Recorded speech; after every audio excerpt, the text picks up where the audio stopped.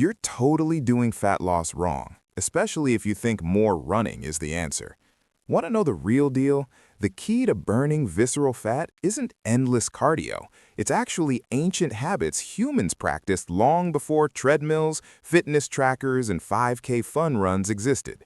Visceral fat is the dangerous stuff. It wraps around your organs. It's linked to insulin resistance, inflammation, heart disease. And here's the wild part. Our ancestors didn't jog in circles to get rid of it. They lived in ways that made storing it nearly impossible. So in this video, I'm going to break down 5 ancient habits that burn visceral fat faster than running and how you can use them today without living in a cave. First habit, walking after meals. Not power walking, not incline treadmill, just walking. Hunter-gatherers didn't eat and then collapse onto a couch. They ate and then moved. They gathered more food. They traveled. They kept going.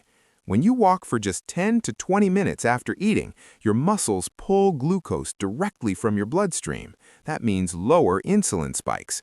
And lower insulin means your body can actually access stored fat, especially visceral fat.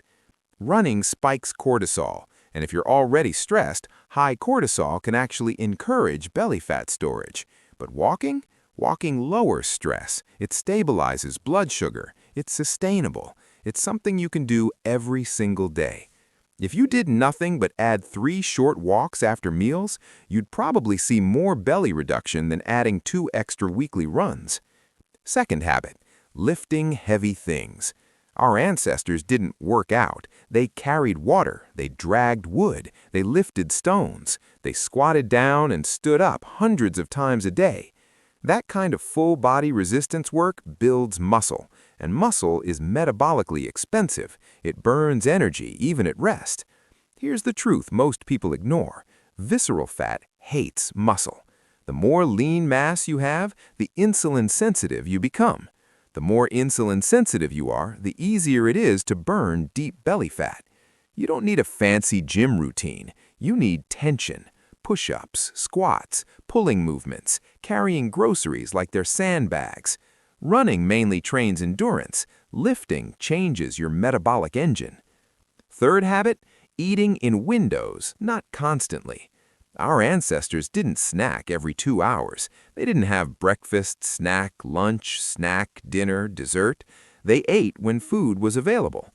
That natural fasting window trained metabolic flexibility, the ability to switch between burning glucose and burning fat.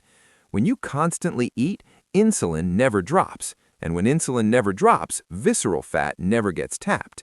Short daily fasting windows, even 12 to 16 hours, help lower baseline insulin levels. That gives your body permission to burn stored fat. This isn't starvation, it's rhythm. Eat, stop, let your body work. Running while still eating 6 times a day is like trying to drain a bathtub with the faucet still on. Fourth habit, sleeping in darkness. This one surprises people. Ancient humans slept in complete darkness. No LED lights, no glowing phones, no Netflix until midnight. Modern light exposure at night disrupts melatonin. And melatonin isn't just about sleep. It influences insulin sensitivity and fat storage. Poor sleep increases cortisol. Increased cortisol signals your body to store energy centrally, around your organs. You can run 5 miles a day, but if you sleep 5 hours under artificial light, your hormones will sabotage you. Protect your sleep like your life depends on it, because your metabolic health does. Dark room, cool temperature, consistent schedule. Ancient, simple, powerful. Fifth habit, daily low-level movement. Not workouts, movement. Our ancestors didn't separate exercise from life. They squatted to rest. They sat on the ground. They climbed. They reached. They twisted. Today, we sit in chairs for hours, and visceral fat loves inactivity. When you sit all day and then run for 30 minutes, that doesn't undo 10 sedentary hours. But frequent movement, standing, stretching, squatting, walking while on calls, keeps your metabolism active throughout the day. Think of it like this. Running is a spike. Ancient movement is a constant flame. Visceral fat responds better to the flame. Now here's the part most people don't want to hear. Running isn't bad, it's just incomplete. If you're chronically stressed, underslept, constantly snacking, sitting all day, and then relying on cardio to fix it, you're fighting your biology. Ancient humans didn't need fat loss hacks. Their environment regulated them. And that's the real lesson.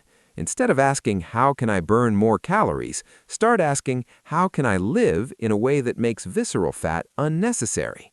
Walk after meals, lift heavy things, create fasting windows, sleep in darkness, move all day. None of this is extreme. None of it requires hours in the gym, but combined, it changes your hormonal environment. If you found this useful, hit subscribe because next we're breaking down the ancient morning routine that naturally optimizes testosterone, cortisol, and fat burning before 9 a.m.